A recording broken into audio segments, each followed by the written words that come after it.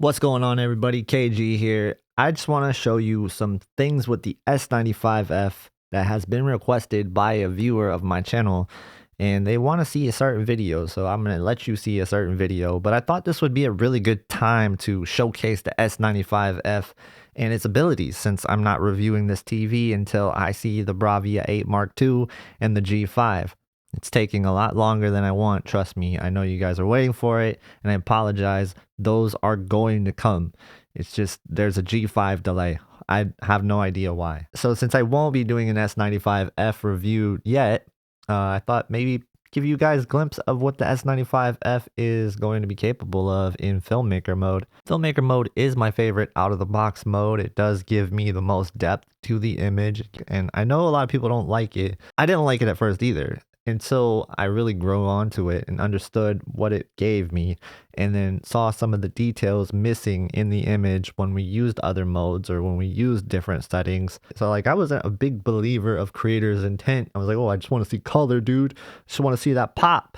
But I grew onto this notion that like Filmmaker Mode, and I started actually creating content myself, and that's when I really understood. And a lot of people say Filmmaker Mode is this dull, lifeless mode. It has no color. But what you're seeing on the screen right now, well, that's Filmmaker Mode. And I think it has plenty of color and it looks really fantastic. Jennifer Gala did a really good job with this video. And I think everybody who hasn't seen her content before should definitely go over to her content and give her a like and subscribe to her channel, because she's awesome. She also runs another channel called HDR Super Channel, and she's kind enough to let us use these videos in our reviews. Okay, as I continue on here, you'll notice that I've added something to the mix here, and that is my iPad Pro OLED. And this is a really awesome monitor that I've picked up that I am kind of blown away by how good it actually is. It's a tandem OLED, an actual tandem OLED, and it's pretty cool. I have it in reference mode right now, so anytime the highlights get above a certain threshold, it's going to clip them completely. So it acts like a reference monitor in a way. I'm not saying that it's as accurate as a reference monitor. I'm not even trying to claim that. I have heard that it's pretty good in terms of its accuracy, so I am going to be using it in this video just to kind of show you that the S95F can get pretty close to, what it's showing here. So that tells me that the S95F out of the box looks pretty darn good.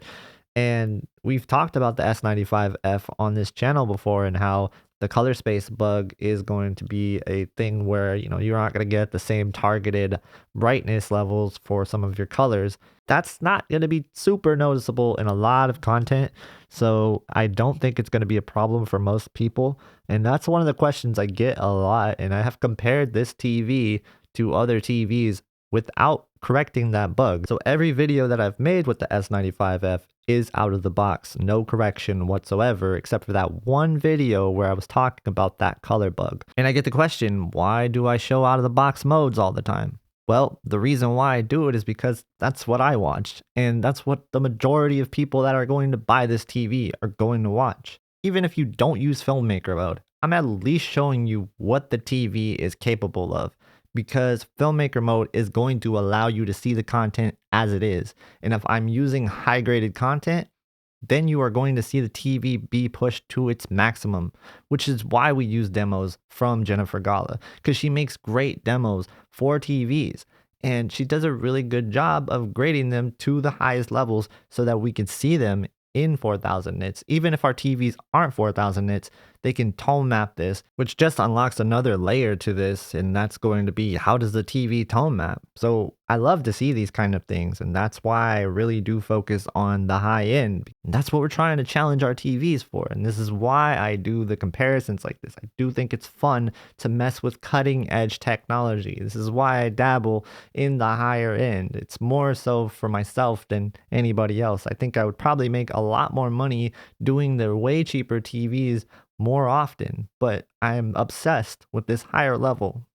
Even if you end up going with a different mode at the end of the day, that's okay. I mean, this is all your preference, and that's also what I'm trying to convey in my videos. So when I make a settings video, you'll know exactly what I'm trying to convey. And those settings videos are coming, by the way, and they're really going to show you how to make your own settings and unlock whatever the heck you want to do with your TV, because Some people just want to go crazy with it, and that's okay. There's nothing wrong with it, right? If you want to make Vivid 2000, make Vivid 2000. If you want just to watch Filmmaker Mode like I do, then just watch Filmmaker Mode like I do. There's no wrong answer here, but I do think the rhetoric from a lot of different places is a bit misinformed in a way. I see a lot of forum topics around this. I see a lot of comments in the comment section about Filmmaker Mode being dull and uninspired.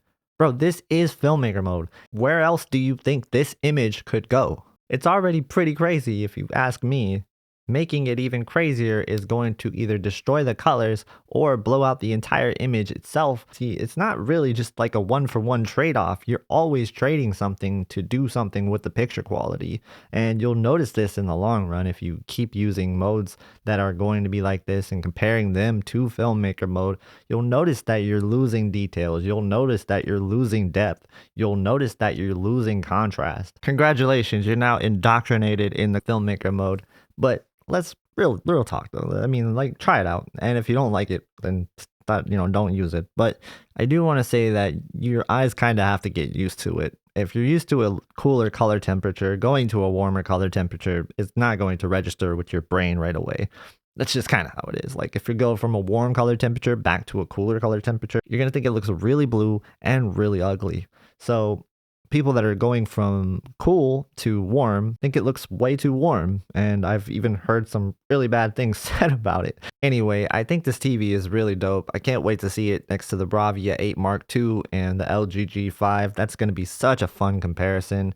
If you guys end up wanting to buy this TV or any other TV that I show on my channel, please don't forget to use the affiliate links in the description. It's going to help support the channel, grow the channel, and help us get more TVs in so we can do more comparisons and videos just like this. If you guys have any special requests or something, don't hesitate to hit me up. This was a special request from one of the viewers, and I just wanted to make it because I thought, hey, this is a good time to kind of talk out on this. So thank you guys so much for watching. Please subscribe to the channel, and I'll see you in the next one.